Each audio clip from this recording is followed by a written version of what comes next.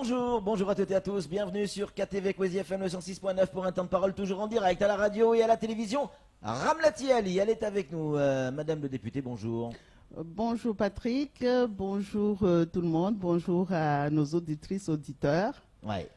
Ramlati Ali, d'abord, avant de commencer, amour, santé, gloire, beauté pour 2018, vous avez presque tout déjà. Hein. Moi Ouais. Merci beaucoup. Qu'est-ce qu'on peut souhaiter à nos amis, à nos cousins, à nos frères, tous ceux qui vivent sur cette île pour 2018? Moi, bizarrement, je vais leur souhaiter de la persévérance. Oui. On a traversé une année 2017 qui a été ponctuée par des revendications multiples. Oui. Qui, pour moi, pour la majorité d'entre elles, étaient justifiées, que ce soit dans le privé ou dans le public. Et que je demande que les gens persévèrent dans leurs revendications. Paris ne s'est pas construit en une fois. Il n'y a pas de raison que Mayotte le soit. C'est dans la Révolution que Paris s'est construit. Mais que ça soit quand même dans la sagesse. Non, on ne va pas tuer. On va pas tuer. Non, mais quand même, il faut savoir que revendiquer, c'est un droit, c'est normal, mais que ça soit quand même dans le calme, d'une manière intelligente. Mais il faut qu'on continue à revendiquer. C'est la meilleure manière qu'on va construire Mayotte et aider nos élus pour que les dossiers soient mieux portés et entendus à Paris. Comment ça se passe au quotidien à l'Assemblée? C'est un nouveau mandat pour vous, c'est une découverte d'un nouveau fonctionnement. Comment ça se passe? C'est à la hauteur de ce que vous aviez imaginé? Il y a des déceptions? Comment ça se passe? C'est à la hauteur, je ne sais pas comment le dire, parce que moi, quand je suis arrivée à Paris, qu'on m'a annoncé des permanences, des choses qu'on ne s'imagine pas. Hein. On dit les députés sont là-bas pour dormir. Eh bien, je vais vous le dire, on commence à 9h30 le matin, on termine à 1h du matin. À 1h du matin, Patrick et vous tous, là, vous dormez et les députés sont dans l'Assemblée en train de délibérer. Et il arrive un moment que les gens en ont marre. Et donc, moi, je me disais, moi, sortie de l'hôpital où j'ai l'habitude de faire des gardes qui peuvent être très difficiles, être debout toute la nuit, là, au moins, je vais m'asseoir. Non, ça va aller. Mais non, c'est très difficile. C'est plus difficile que ce que vous aviez imaginé? Tout à fait. Vraiment, c'est un rythme qui est soutenu et donc, arrivé à un moment, il y a trop de dossiers. Parce que en fait, il faut toujours se rappeler qu'on est l'élu de la nation, on n'est pas l'élu de Mayotte, mais en même temps, on ne peut pas ne pas penser à notre bout de caillou là, où il faut absolument que les dossiers soient portés, même si c'est pas. Je prends l'exemple, je vous ai entendu parler des Jeux des îles tout à l'heure. Les Jeux des îles, c'est pas aux parlementaires d'aller porter ça, c'est le président du conseil départemental, mais on ne peut pas le laisser y aller tout seul. Donc on doit être sur tous les dossiers en même temps. C'est pas quelque chose de facile, mais c'est très passionnant. Et vous n'avez pas été épargné au début avec cette histoire de châle ou de voile, etc. Ça vous a fait mal, ça, au début? Pas vraiment. Vous attendiez à ça? Ça m'a amusé. Non, je ne m'attendais pas, puisque moi, avant de porter mon châle, comme je le porte à Mayotte, je le dis ici, quand je n'ai pas mon châle, je me sens nue. Donc, j'avais mon châle. Et avant de porter mon châle, j'ai posé quand même la question à l'Assemblée nationale. On m'a dit, il n'y a aucun problème.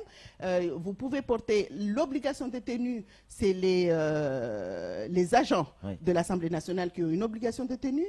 Il est vrai qu'on s'attend à ce qu'un homme soit en costard, cravate. Mais les femmes, vous avez une tenue qui est libre. Hein. D'ailleurs, on a même des décolletés au sein de l'Assemblée nationale et personne ne dit rien. Allez, on va rentrer dans les choses sérieuses avec Samuel Bocher qui a une question à vous poser sur l'aéroport. Oui, vous avez posé une question ouverte au gouvernement, c'était juste avant les fêtes de fin d'année, sur la piste longue. Vous avez eu une réponse de la ministre qui a été particulièrement alambiquée en vous disant non, c'est pas à l'ordre du jour, ça va coûter très cher et surtout il y a des dugongs à protéger. Et vous avez répondu en disant non mais attendez, il y a des vies aussi à sauver, il y a des gens qui sont en danger. Absolument. En fait, ce dossier, c'est un dossier qui me tient à cœur puisque j'ai travaillé ce dossier pendant que j'étais maire. J'étais dans tous les comités techniques. Et puis, en 2010, on fait la dernière réunion publique à Pamandzi. Et suite à ça, le dossier, il est classé, tout simplement. Il ne s'est rien passé. Et parmi les dossiers que j'avais en tête et que j'ai très, très vite ressorti, ça a été ce dossier, d'autant qu'on sait qu'au 31 décembre 2018, si rien n'est fait, l'aéroport va tout simplement être fermé. Enfin, il va basculer en régional, c'est ça? Ouais, le risque, ce qu'on nous dise que les gros porteurs maintenant, comme aux Comores, ils ont une piste digne de ce nom, qu'on nous dise que maintenant vous allez partir depuis Moroni. Donc pour moi, il y avait déjà cette urgence de leur rappeler qu'il faut qu'ils fassent le nécessaire pour qu'on puisse travailler, afin qu'on puisse partir de Mayotte pour aller à Paris et que le gros porteur puisse se poser. D'abord, c'est cette urgence-là qu'il faut résoudre, même si tout le monde l'avait en tête. Ce n'est pas pour ça qu'on nous disait quand et comment ça allait être fait. Mais parallèlement, il faut quand même qu'on travaille sur ce dossier de la piste longue. Nous qui vivons à Pamandzi, c'est un danger, mais tous les jours, on le ressent. Tous les jours. Donc, on ne peut pas continuer comme ça à jouer sur la vie de la population qui habite, qui sont sous les roues de l'avion. Et continuer à jouer avec la vie des personnes qui prennent l'avion.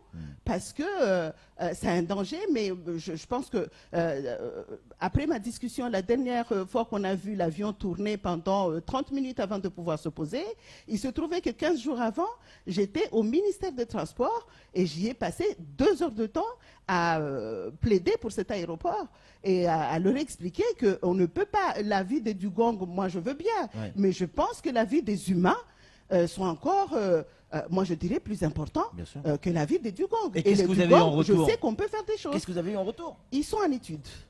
Malgré ce qu'ils ont répondu là, ils ont quand même entendu et ils sont en train d'étudier la faisabilité de cet aéroport.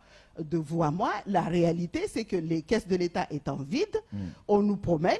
Mais la vraie question, c'est la question de l'argent. Mais aujourd'hui, on sait... c'est le délai, c'est au 31 décembre, là, qu'est-ce qui va se passer? Le 31 décembre, les lits d'arrêt vont être faits, les 13 millions d'euros ont été trouvés. C'est sûr. Ça, c'est fait. Ça, c'est sûr. Ça va être fait. Au 31 décembre 2018, il n'y a plus de risque.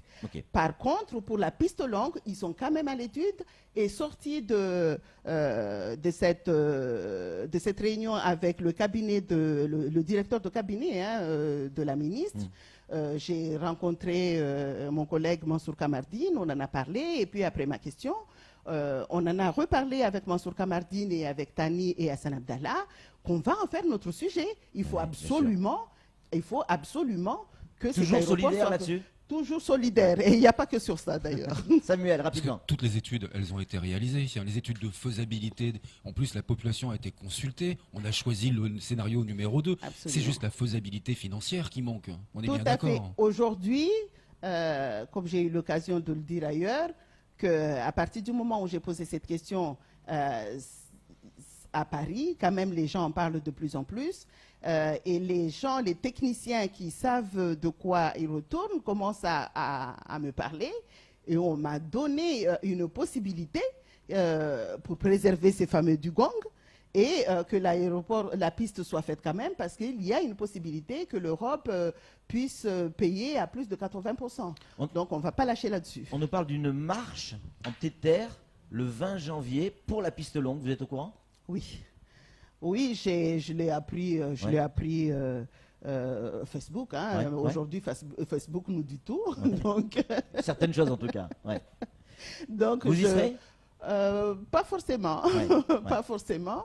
Parce qu'à mon avis, je ne peux pas être jugé parti. Parce que quelque part, j'ai vu que tout le monde m'a pris en grippe par rapport à la question, par rapport à... c'est le paradoxe de Mayotte. Personne ne s'intéressait. À partir du moment où je me suis intéressée, je suis devenue l'ennemi. Mais moi, je pense que cette marche ne peut qu'aider. Ça ne peut que aider pour... qu'on arrive à cette... Voilà. Ramlati, votre mandat tient aujourd'hui à une audition prochaine devant une espèce de tribunal, on va l'appeler comme ça, où il y aura également Elad Chakrina. Est-ce que vous êtes inquiète? Absolument pas. Je l'ai toujours dit, moi, j'ai fait confiance à la justice. Elle a lieu justice. quand cette audition? vous J'ai pas envie de vous le dire. on va trouver, hein, on Non, va trouver. vous Ramnati. allez trouver, je n'ai pas envie de le dire parce que c'est à moi qu'on va mettre la pression après. D'accord. Parce que tous ceux, mes soutiens, à juste titre, vont m'appeler, me rappeler. Ouais, Donc d'accord. j'ai besoin d'avoir une certaine sérénité pour Ok. arriver à cette audition. Mais d'ici la fin du mois de janvier, on saura de quoi il retourne. Et si jamais vous perdez, c'est-à-dire que on vous enlève votre mandat d'une manière ou d'une autre, vous êtes déjà projeté? Ben, j'aurais déjà été députée pendant 6 mois. C'est déjà ça. Et secrétaire de l'Assemblée nationale, faut-il le souligner? Et secrétaire oui. de l'Assemblée nationale. Ouais. Et j'ai fait, malgré la pression que ça peut donner, hein, parce que vous savez bien que quand on a une épée de Damoclès sur la tête, ça met quand même de la pression. Ah oui. Malgré la pression, j'ai essayé de faire ce que je pouvais faire à mon niveau. Et que maintenant, ma foi, on attend, hein, on verra. Ramnati, vous êtes aussi, ou vous étiez, vous allez nous le dire, présidente de la CIM. Est-ce que aujourd'hui vous avez déjà démissionné de votre président pour éviter le cumul des mandats ou pas? Quelle est votre situation aujourd'hui? Très clairement.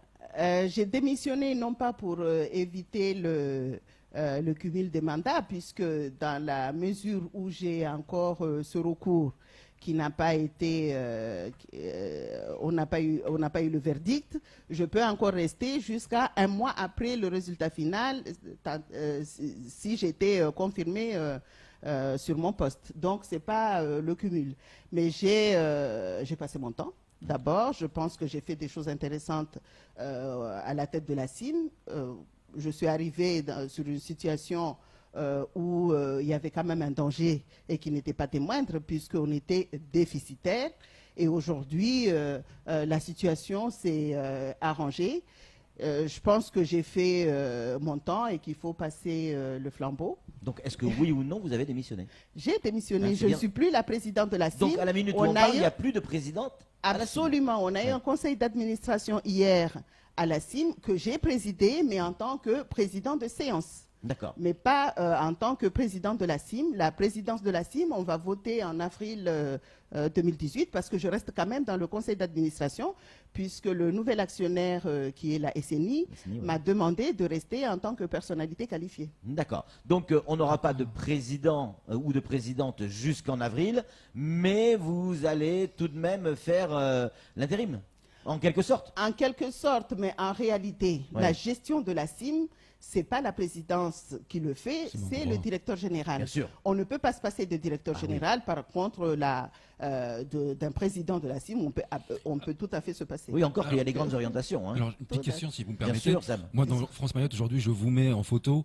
reçu au Conseil général par le président Souaba Hadine.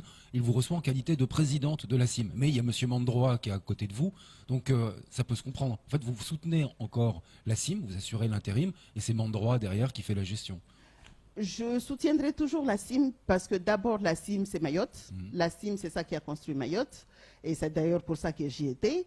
Et je soutiendrai parce que j'ai mis des efforts là-dessus et que je n'aimerais pas que ça soit en vain.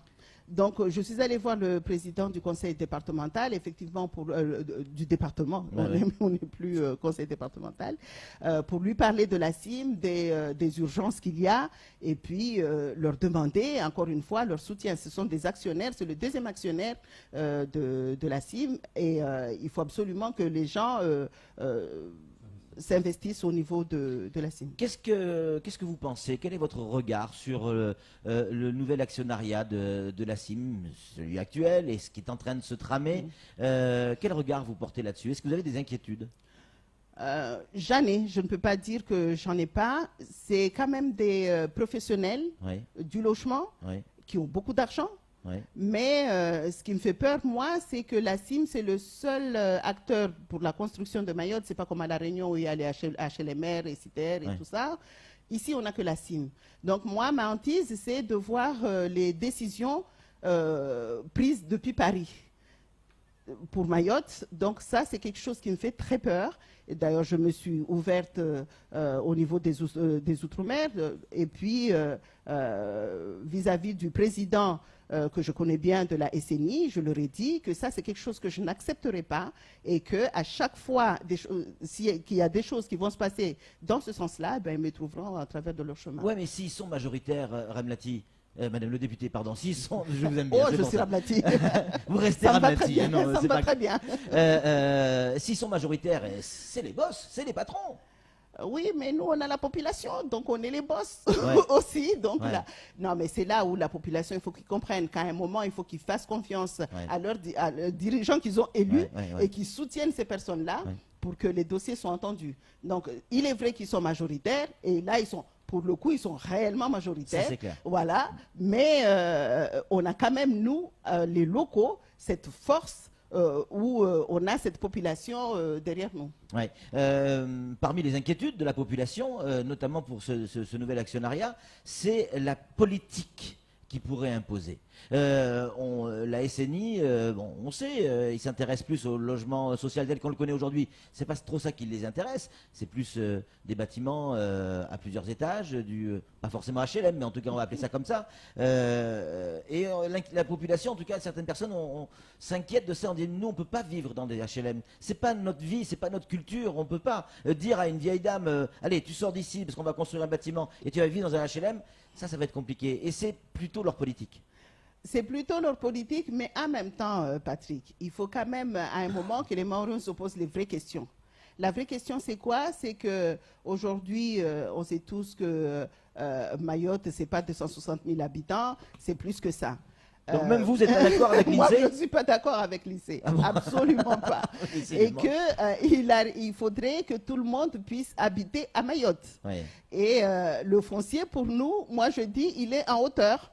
Notre foncier, il est en hauteur et il faut que les Mahorais, petit à petit, se disent qu'il va falloir qu'on vive en hauteur. C'est pas quand même dans des bâtiments? Oui, dans des bâtiments, mais il faut qu'on étudie la manière de faire ces bâtiments. On ne peut pas les faire avec nos us et coutumes, on ne peut pas les faire n'importe comment. Parce que on va continuer nos Manzara, on va continuer et tout ça. Donc moi je pense qu'il y a quand même quelque chose à copier. C'est compatible selon vous? Notre culture, la culture mahoraise en tout cas, et vivre dans un HLM, c'est compatible? La preuve, c'est qu'on vit à La Réunion, on vit à Marseille, on vit à Paris, on continue à faire des Manzara et compagnie. Donc, si on peut vivre, la moitié de la population de Mayotte vit en dehors de Mayotte dans des bâtiments, il n'y a pas de raison qu'à Mayotte, on ne puisse pas vivre dans des bâtiments. Encore faut-il qu'on les étudie de façon à ce que ça soit compatible avec notre style de vie. Oui, enfin, les HLM qu'on construit maintenant en métropole, c'est plus l'urbanisation des années 60. Hein. Les grandes barres, on les détruit. C'est beaucoup plus humain. Hein. C'est vrai, mais on est à 100 000 lieues de nos bangas traditionnels. Samuel? Je reviens sur la présidence de la CIM, ce sera en avril.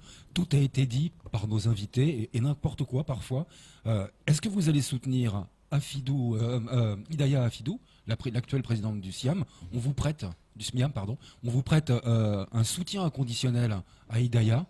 Il y a Bakar Ali Boto qui sera candidat. Qu'est-ce qu'il en est exactement des candidatures? Êtes-vous candidate déjà à votre propre succession? Apparemment non, vous l'avez dit. Je ne suis pas candidate. Quand bien même les élections étaient remises et que je n'étais pas élue, je ne suis plus candidate à la présidente de la CIM. Ça, il faut que ça soit clair dans la tête de tout le monde. Mais là, ça l'est maintenant. Voilà, voilà. Ça, c'est une première chose. Hidaya Mahfidou, c'est quelqu'un que j'aime beaucoup, que j'estime beaucoup, avec qui j'ai travaillé. Qui a beaucoup de talent. Hein. Qui a beaucoup de talent. Il est vrai que je suis beaucoup plus proche de Hidaya Mahfidou que de Bakar Ali Boto. Et que, sur le plan politique sur le plan amical. Et professionnel aussi, parce qu'elle est très compétente. Voilà, c'est quelqu'un de compétent. Hein, donc, moi, il n'y a pas...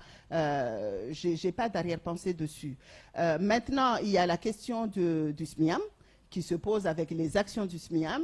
Je pense que, et là, à juste titre, quand on m'a dit oui, mais elle n'est pas censée rentrer dans l'actionnariat, mais elle ne rentre pas, elle est là, puisque c'est elle qui a encore ses actions. Maintenant, il s'agit, moi, personnellement, je suis pour que les intercommunalités rentrent dans l'actionnariat du SMIAM, bien sûr. De la CIM, puisqu'ils ont cette compétence et que... C'est plutôt à eux à devenir majoritaire. Absolument. Ouais. Donc maintenant, les candidats, il ne faudrait pas, pour pouvoir choisir, il faut qu'il y ait plus d'une personne, après on choisit. Mais... Cela dit, Bakara Liboto a été président de la CIM, donc il connaît la CIM de l'époque, mais aujourd'hui, on en a discuté ouvertement entre lui et moi.